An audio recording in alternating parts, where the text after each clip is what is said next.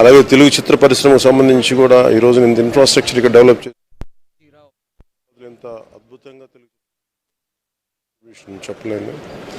ఇలాంటి చేస్తున్న వ్యక్తిని ప్రభుత్వాలు గత 15 సంవత్సరాల్లో చాలా ఇబ్బంది పెట్టినాయి. వాటన్నిటినీ తట్టుకొని ఆయన్ని ఇబ్బంది పెట్టిన ప్రభుత్వాలు ఈరోజు లేవు.